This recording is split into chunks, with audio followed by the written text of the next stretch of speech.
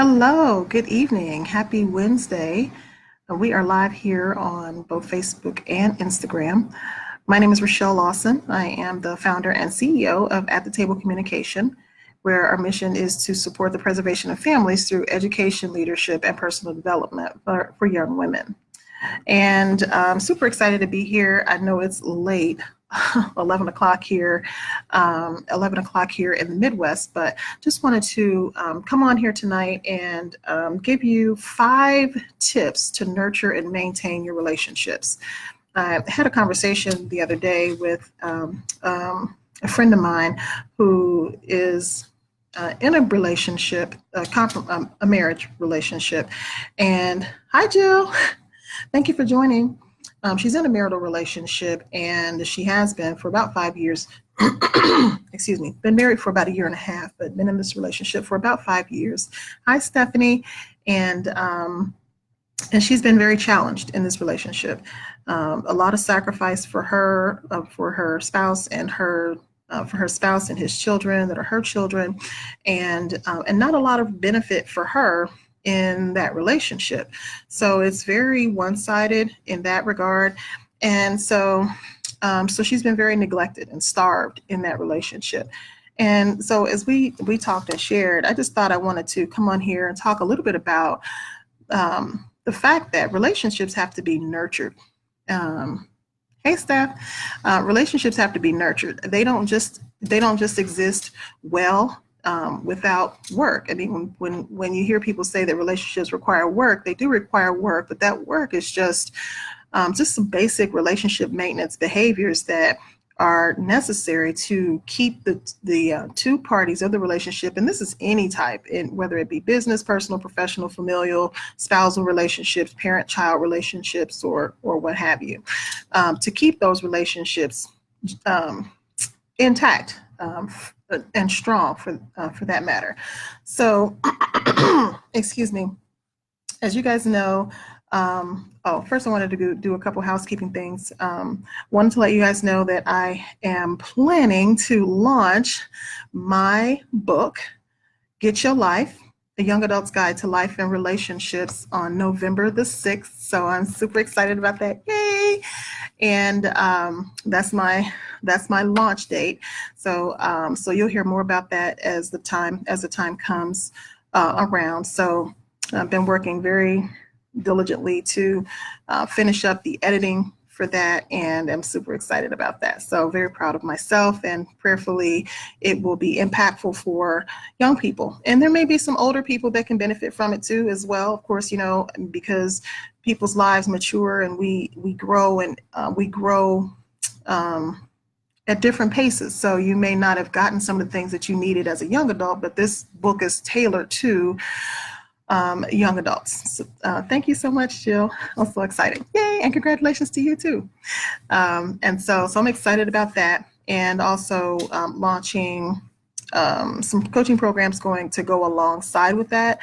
And so you'll hear more about the book signing and planning a book tour to go along with that. So I'm super excited about that. What else do I have? That's it for now. So let's talk about these 5 things. They're called relationship maintenance behaviors that we need to do in relationships to make sure that we give our partners what they need, because it's critical. One of the things that I learned is that however you begin a relationship, whatever things you do in the early stages of the relationship is oftentimes what you need to do to maintain the relationship. So just some simple things like whether or not you cook food for your partner every night, or whether or not you share financial responsibilities. If one person always is responsible for the finances early on in the relationship, then that expectation is going to continue, and it's going to be consistent. So, if you're cooking for that spouse, if you manage the children all the time and that other party does not participate in disciplining or raising the children and that sort of thing, then that's going to be the expectation.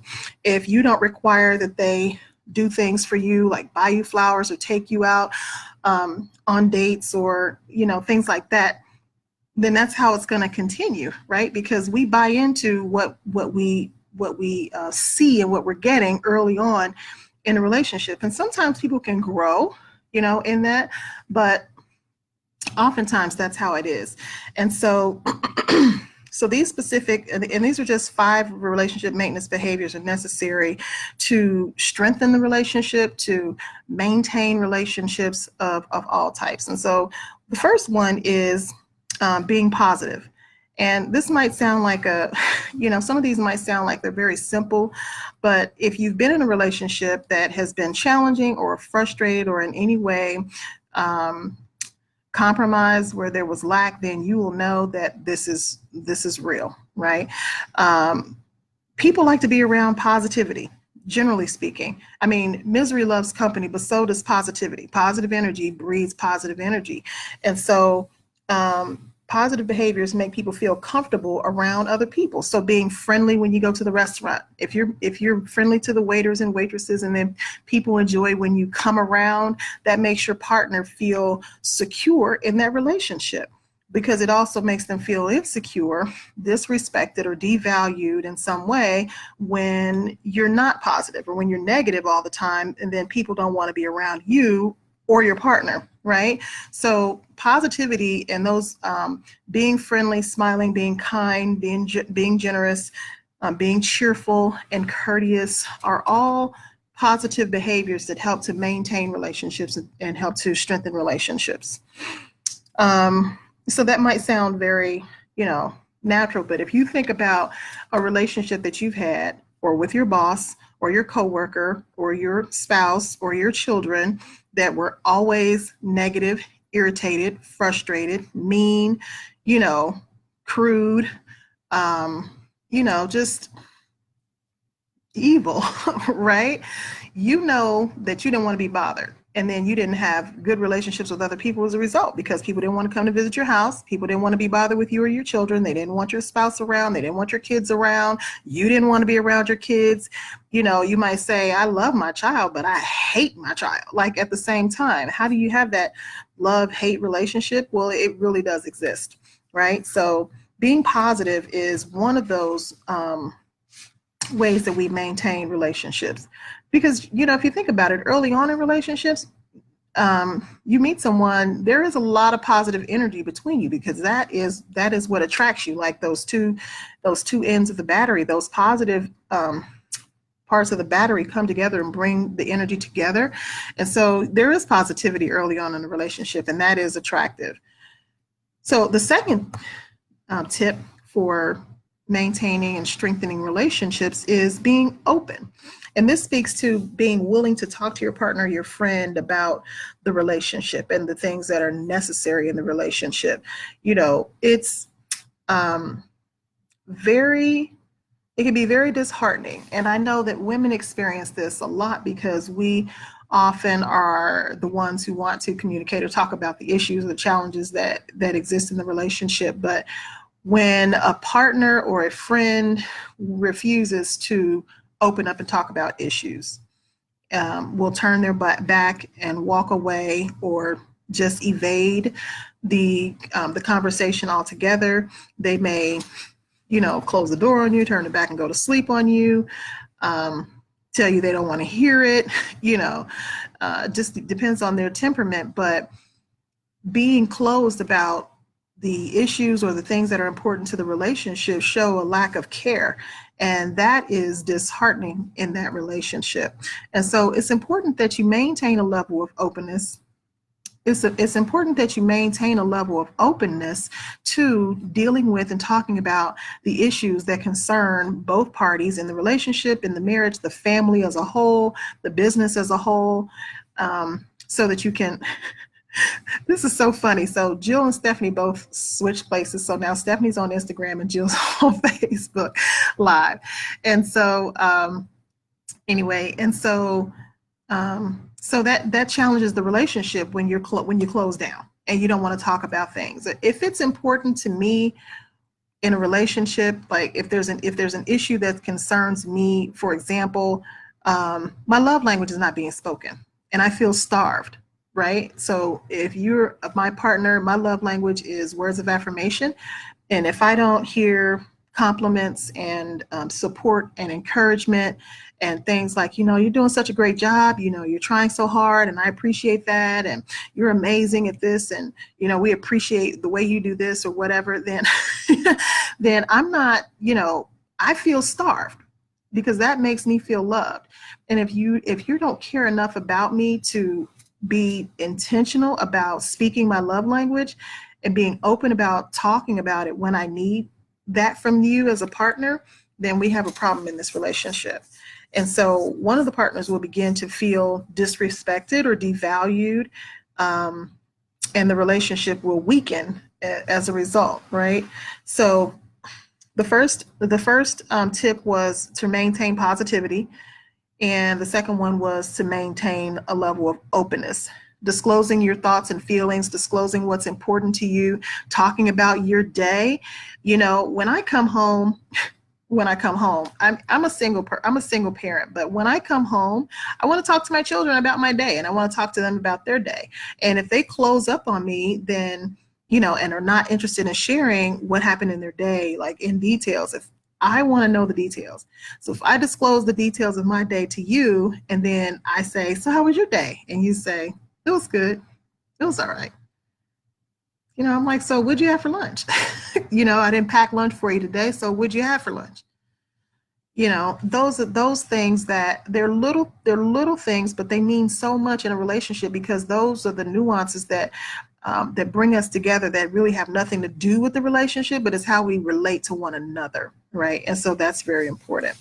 The third tip is assurances, right? Where we use verbal and nonverbal cues to let our partners know that they're comfortable and that their position is sure in the relationship. Excuse me. So, for example, if you need something, you want to trust that you can count on your partner to be available to you when you need them for whatever it is. And so letting them know, like, sure, I'll help you. I'm here. I'm your friend, right? You know what I mean? And you can count on me. Those kinds of verbal messages help someone to know that you've got their back.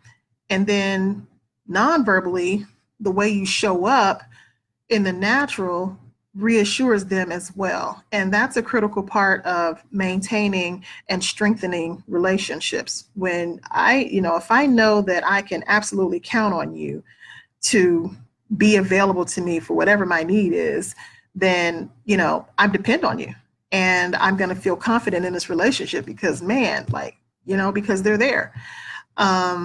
It's funny. I have a friend from long ago, high school, that I reconnected with I guess it's been about 5 or 6 weeks ago.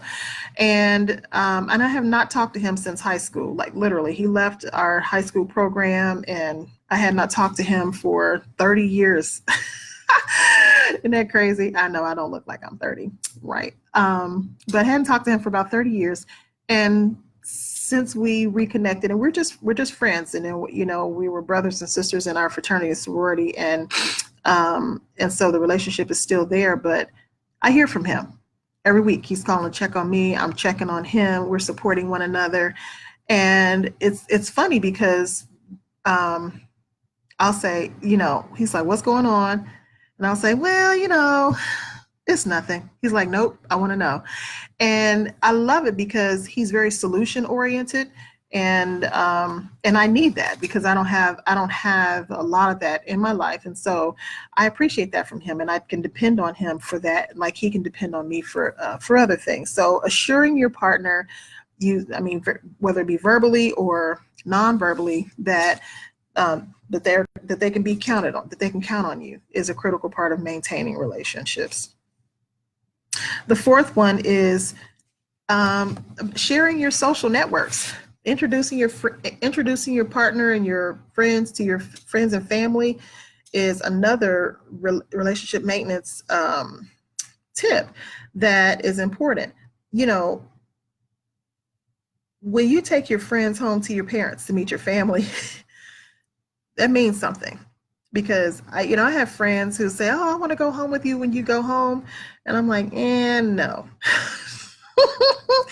you can't go meet my family. Like, I mean, yeah, no. I mean, you're really like, if a person is like too much for me, then I know they're gonna be too much for my family. My family I have a lot of introverts in my immediate family, and so they don't like to be bothered with all that energy. Well, I'm extroverted and I love that extra energy, and because I don't get it a lot, I get it from my friends, and it works for me, right? Um, but sharing your social networks with your friends and family is another way of helping people to feel comfortable and confident in a relationship. That there's trust involved there, right? Because you know that there are other people who know about you, and that makes one feel important and valued because they know about me. And he shared that part of his life with them. Some people can be very private about their friends and family. They don't want you ever to meet their friends, or they don't want their family to know about you. I'm gonna change this lighting to know about you. And so but that can be disheartening in the relationship. So sharing that, introducing your family, your friends, your social networks, and like say for example, if you're in business with someone and you choose not to introduce them to your business partners. Like if someone were to say to me, I'm looking for somebody to do A, B, and C. And I would say, okay, so I know somebody who can provide that service to you.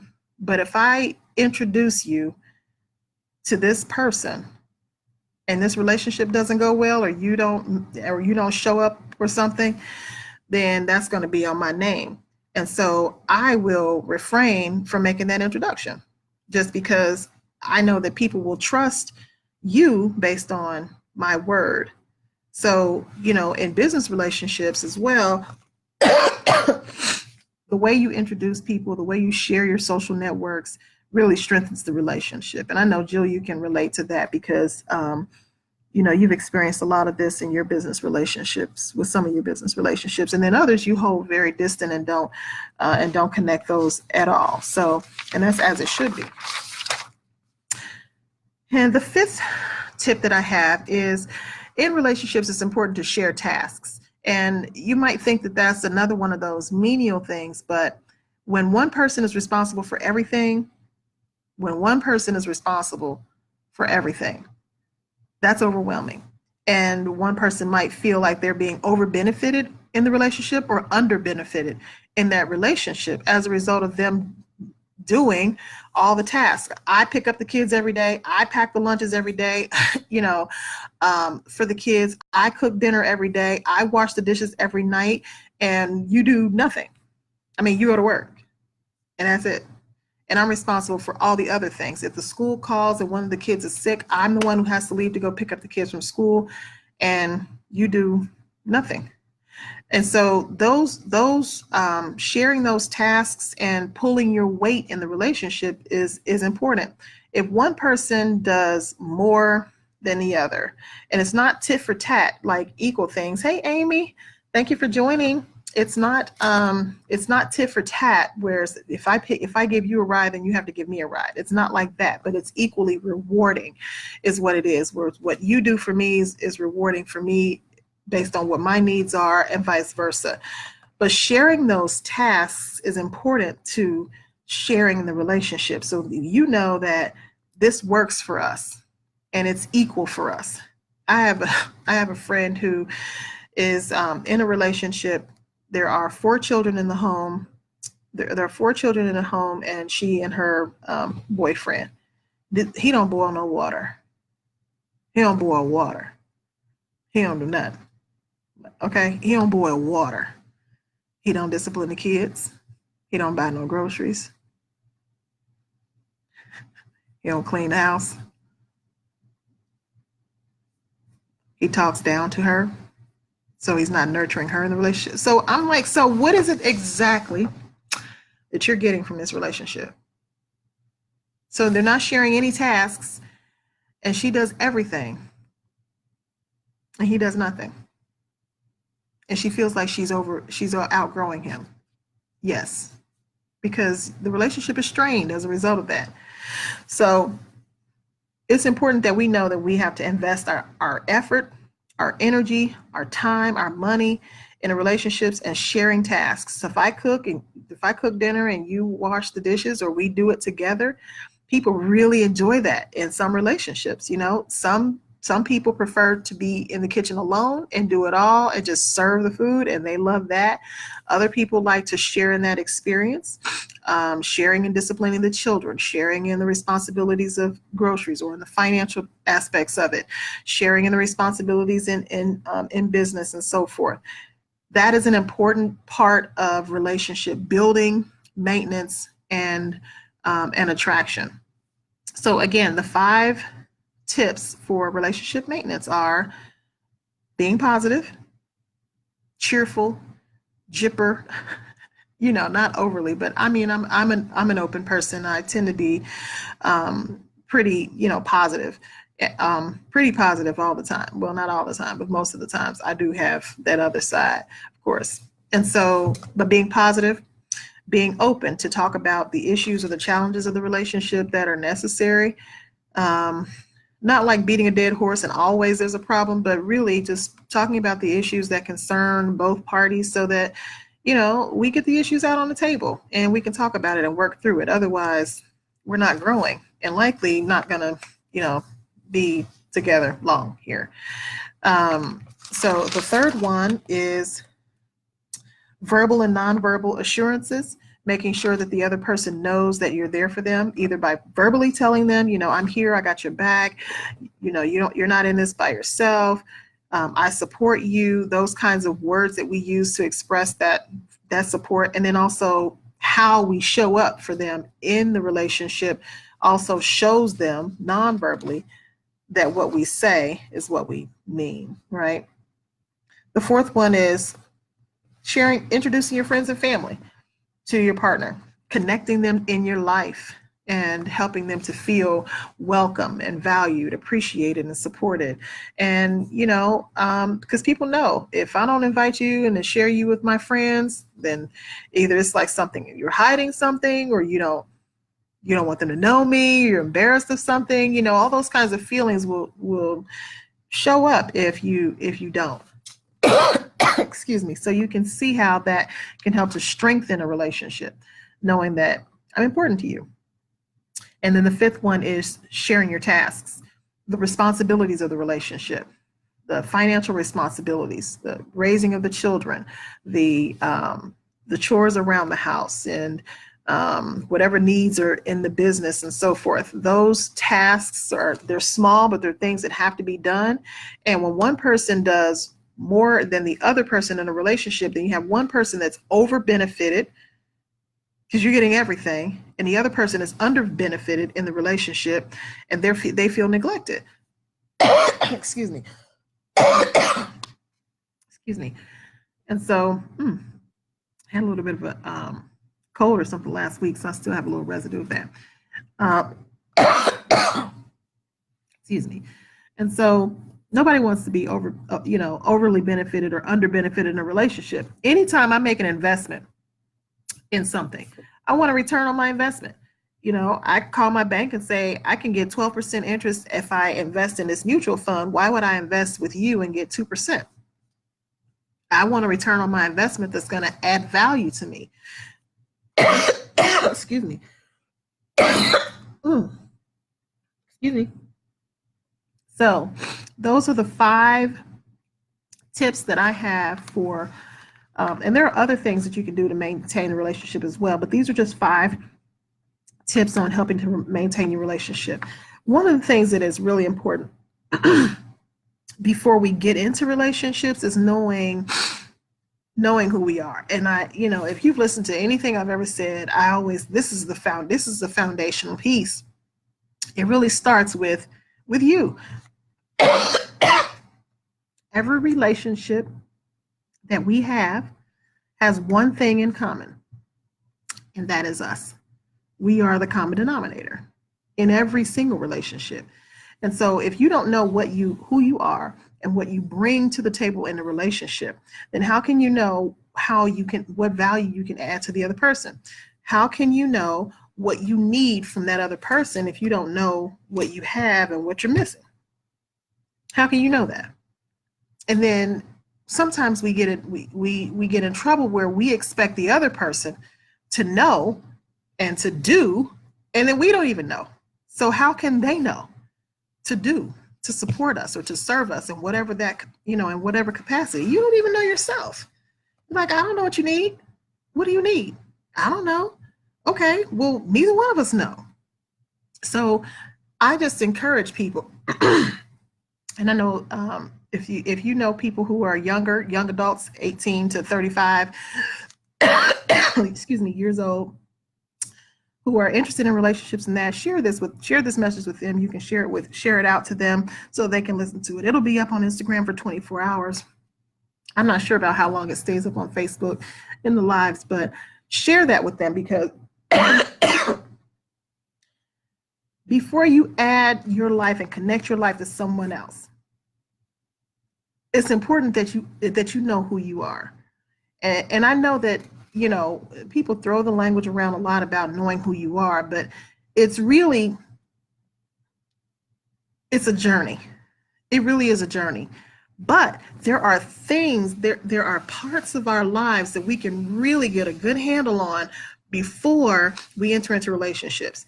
And you learn more about who you are once you're in relationships with people. So whether they're personal, business, work relationships, and so forth, you learn more about yourself when you're with others than you do when you're alone. So spending time with people, with your friends and so forth, can help you develop and grow as an individual before entering into those intimate relationships. But don't partner your life with someone and not know who you are, what things make you tick, what things you need, what type of environments you thrive in, the areas that you struggle in the most. We need to know what our values are, our core values, because those core values really don't change a whole lot. We need to know those things so that we can say to this next person, this is an area that I don't compromise with. I can't compromise because it is who I am. Another friend of mine met someone. She's crazy about this person. They have amazing energy together, so much in common. It's almost unreal. And, it really is almost unreal. But one thing that they do not have in common, they have amazing conversations, very intellectually stimulating, love the same kinds of things in life. They enjoy the same kinds of things, amazing, all like a perfect fit, like a hand in a glove. But they don't have the same faith. So for the one person, for my friend, their faith is everything. It is everything. It is who they are, is their faith, is what they believe. Their walk with God is critical to their life. It's their sustenance for life. This other person doesn't, not so much. So I said, before you get too far in, you got to pull out.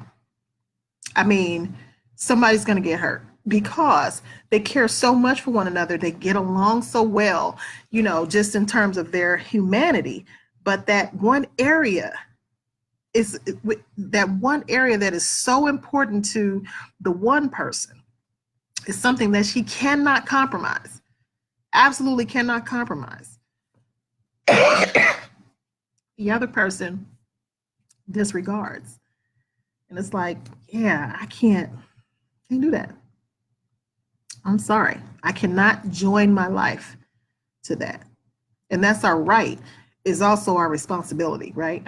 We're responsible for that. But if we do that early on in the relationship, or if she didn't know that about herself, she would have compromised and stayed. The issue is that he doesn't want to just be friends. So I said, if you guys can maintain a friendship relationship, then okay. But if you cross over into an intimate romantic relationship, there are going to be problems. There's going to be problems. And somebody's going to get hurt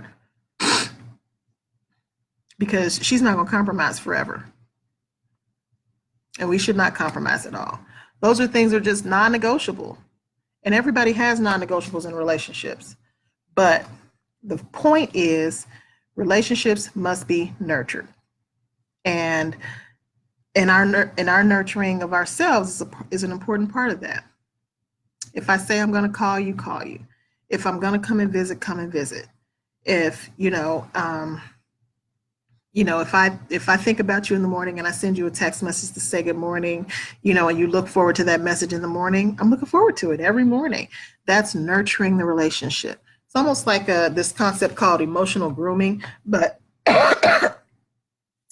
that's a bit of it's a bit of a manipulative, sort of abusive way of getting into a relationship with someone with the goal of getting their attention and their affection, and then taking advantage of them. But it's the same process of, wooing and courting and spending time and holding their hands and walking with them and, sending them messages every morning and every evening and every afternoon. And you're like, oh, he's so into me and all this kind of stuff.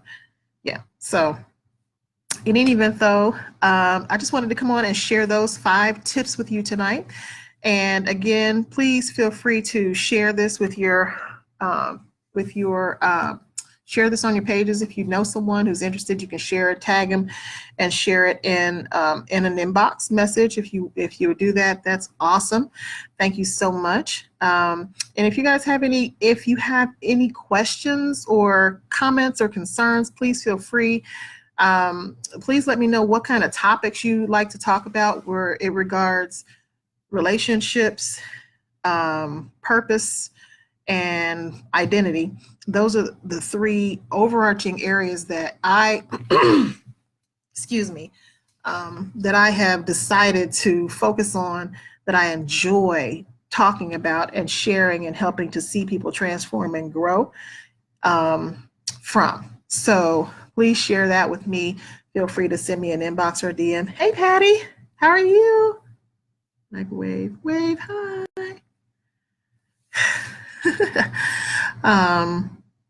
So thank you so much again for joining. And if you missed this live, you can go back on and watch it again. As I said before, it will be available on Instagram until tomorrow, so 24 hours, so till tomorrow night this time, and probably on Facebook for about the same amount of time because they own Instagram. Facebook owns Instagram.